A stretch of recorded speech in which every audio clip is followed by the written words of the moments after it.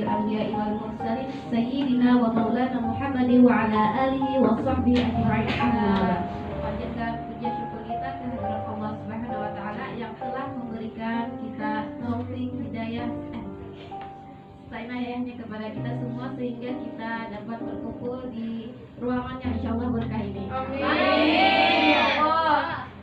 Salawat dan salam tak lupa kita haturkan kepada junjungan kita Nabi besar Muhammad sallallahu alaihi wasallam. Yang telah membawa kita dari alam kegelapan menuju alam yang terang benderang ini. Kita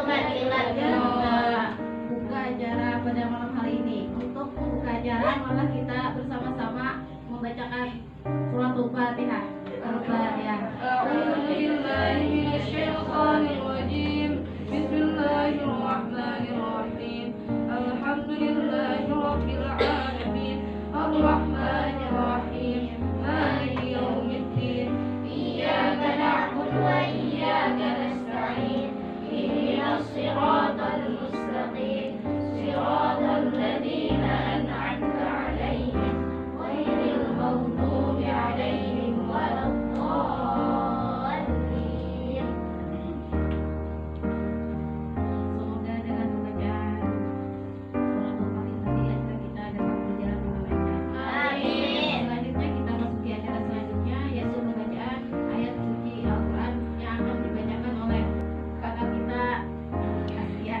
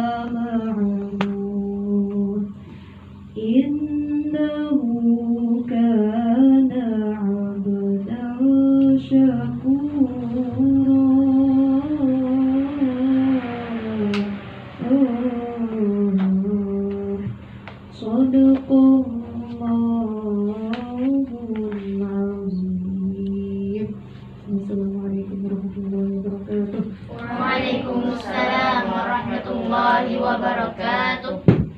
Singkat waktu, langsung saja kita masuki acara inti, yaitu penuturan yang akan disampaikan oleh teman kita Wati dan juga Rizka.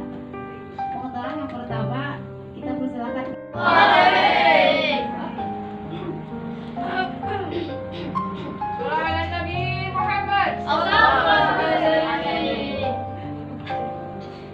Assalamualaikum warahmatullahi wabarakatuh.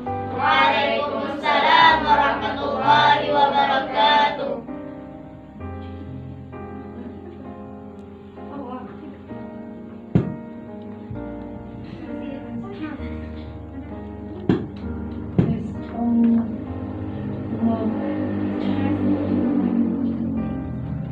Di sini kami akan menyampaikan ceramah dengan tema perempuan dari kacamata analogi.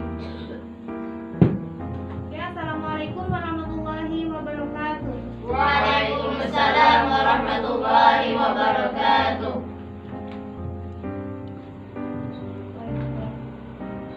Alhamdulillahirabbil alamin, wassalatu wassalamu ala asyrofil anbiya'i wal mursalin sayyidina wa maulana Muhammadin wa ala alihi wa sahbihi ajmain, amma ba'd.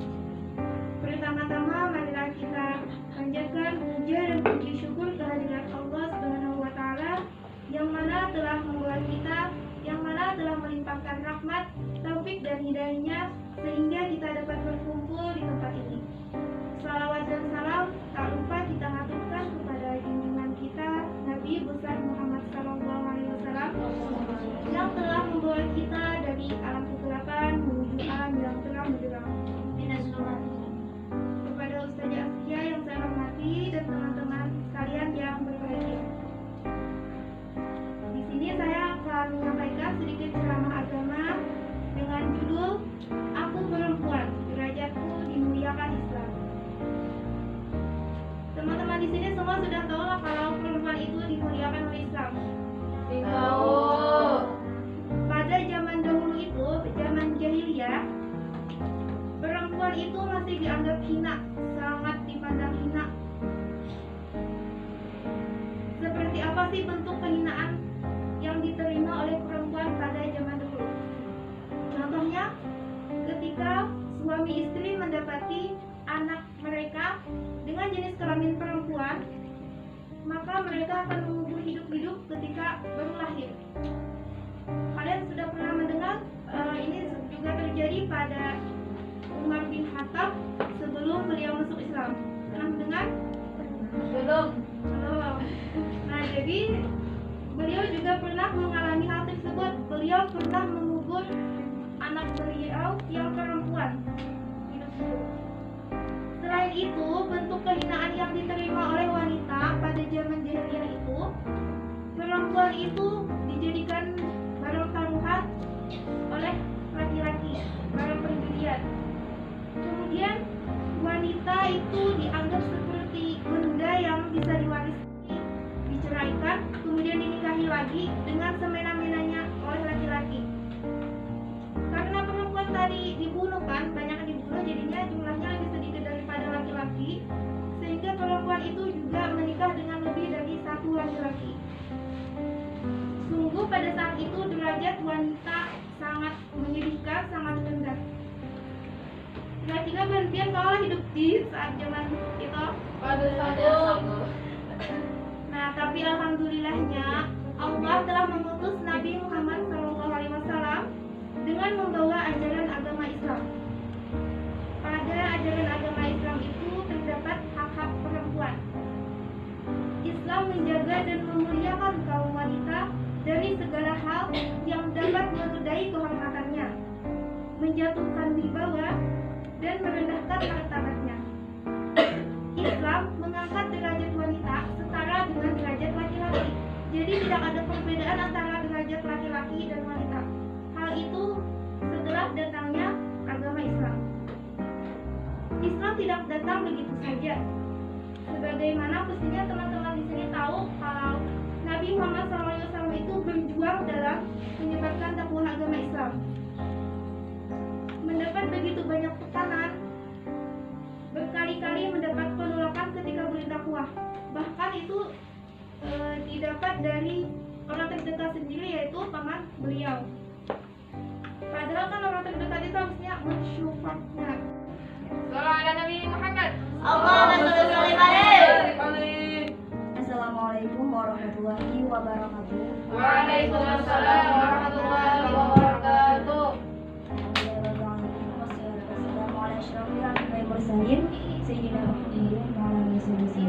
Sebelumnya terima kasih kepada teman-teman yang telah ikut berpartisipasi dalam acara muhadarah ini dan mempunyai semangat yang tinggi ya. Terima kasih.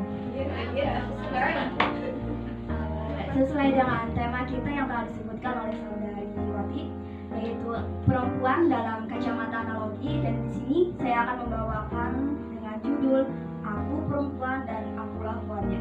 Mungkin teman-teman di sini sebelumnya tidak ada yang tahu mungkin arti kata puan.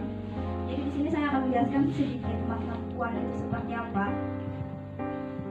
Kalau laki-laki itu disebut puan, yang artinya kata yang berwibawa untuk disadarkan kepada laki. Tapi untuk kepada perempuan itu disadarkannya kata puan.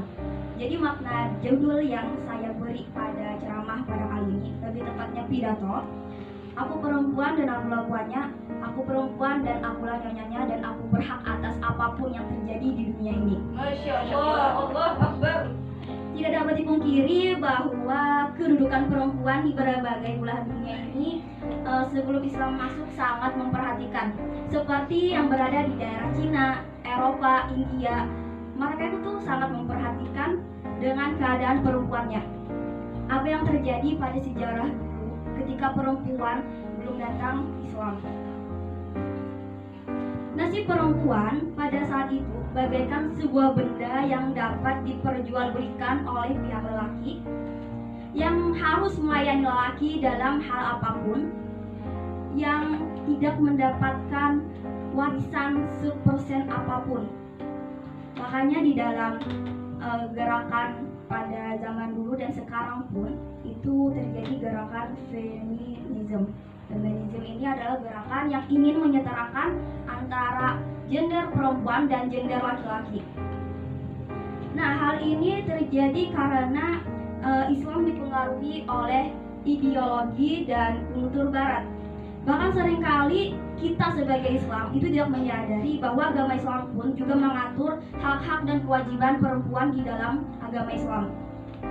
Nah, mereka mengira bahwa perempuan itu hanyalah berada pada kondisi tertekan dan akan menjadi ibu rumah tangga untuk seumur hidupnya.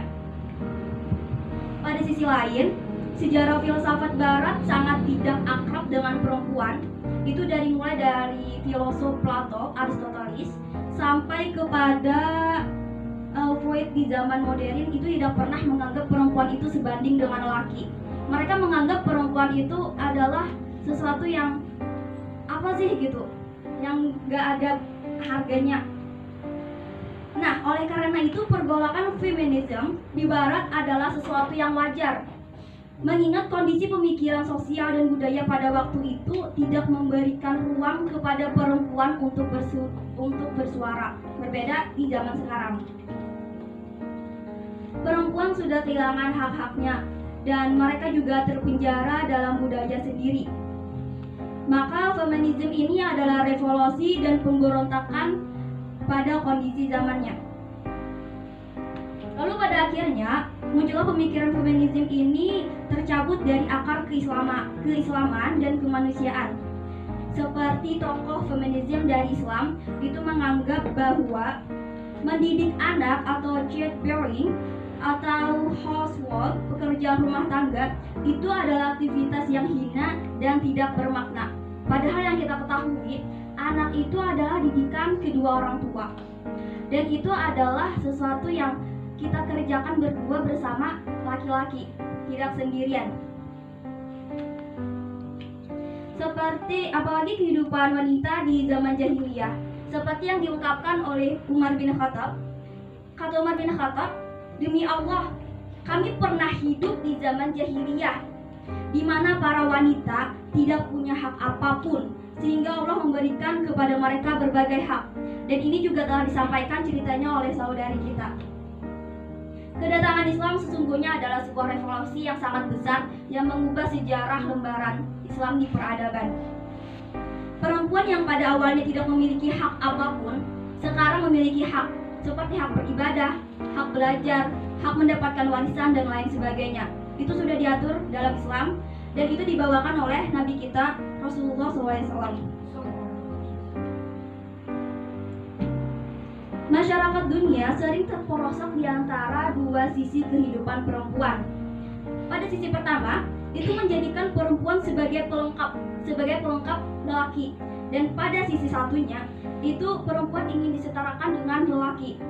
Maka sesungguhnya Islam memberikan alternatif atau jalan tengah yang sangat terbaik, di mana posisi lelaki dan perempuan itu equality atau seimbang. Sama-sama memiliki hak dan sama-sama memiliki kewajiban. Akan tetapi, hak-hak dan kewajibannya itu berbeda. Islam juga tidak mendudukan lelaki dan perempuan dalam kerangka identikalness atau identik yang sama. Islam juga menolak uniformity atau keseragaman. Hal ini tentu membunuh fitrah manusia yang berbeda dalam berbagai aspek. Misalkan ada anak lelaki dan anak perempuan, pasti mempunyai selera yang berbeda. Nah, seperti itulah Islam tidak menentukan antara laki-laki dan perempuan secara uniformity atau seragam. Islam juga memberikan hak-hak kepada perempuan yang selama sejarah manusia dari dulu sampai sekarang.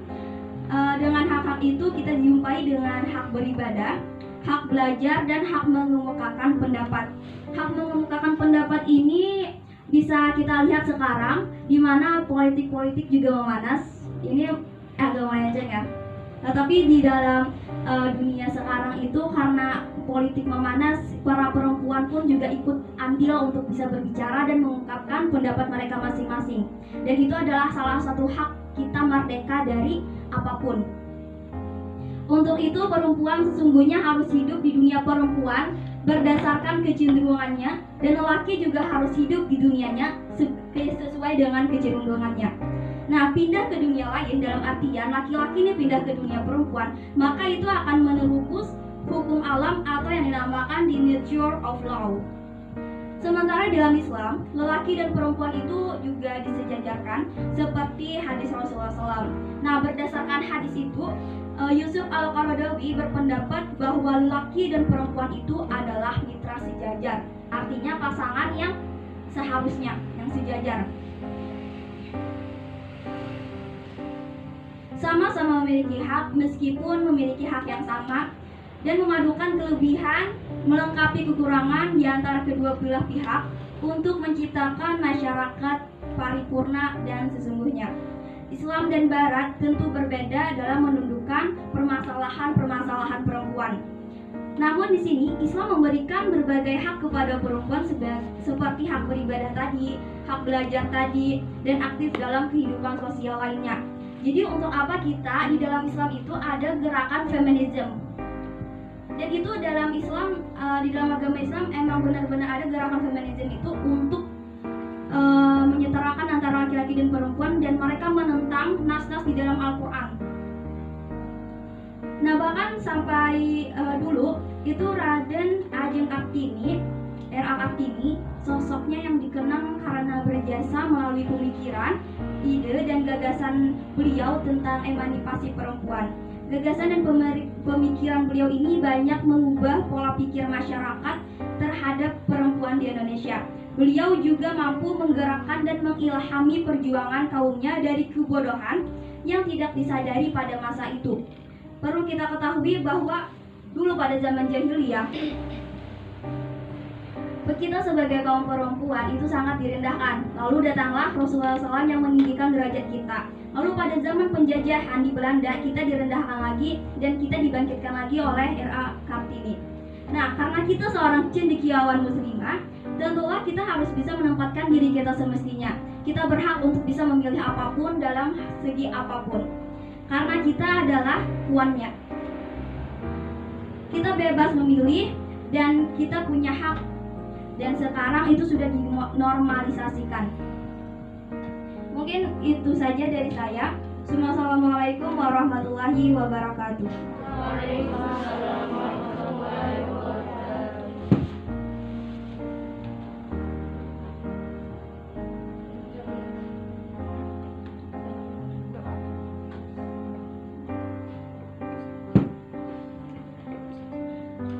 Ya, demikian tadi muhadharah yang telah disampaikan oleh kedua teman kita. Semoga kita dapat mengaplikasikannya ke dalam kehidupan sehari-hari. Amin. Acara selanjutnya yaitu doa yang akan dipimpin oleh Aulia Rahman.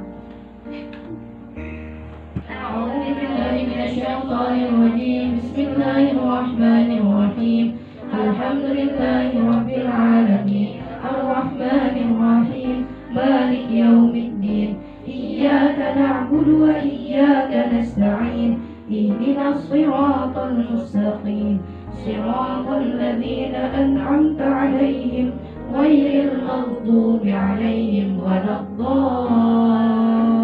الضالين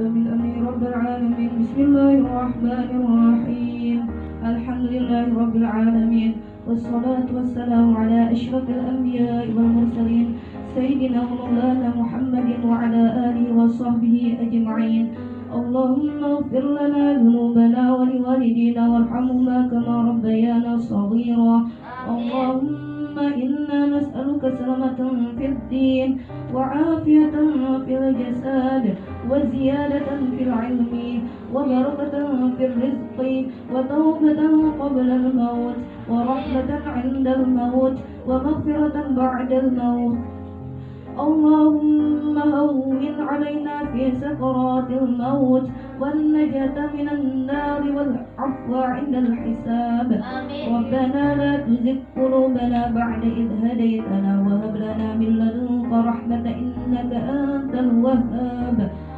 ربنا آتنا في الدنيا حسنة وفي الآخرة حسنة وقنا عذاب النار وادخلنا الجنة مع الأبرار يا عزيز يا غفار يا رب العالمين وصلى الله على سيدنا محمد وعلى آله وصحبه وبارك وسلم سبحان ربك رب العزة عما يصفون وسلام على المرسلين والحمد لله رب العالمين تقبل الله منكم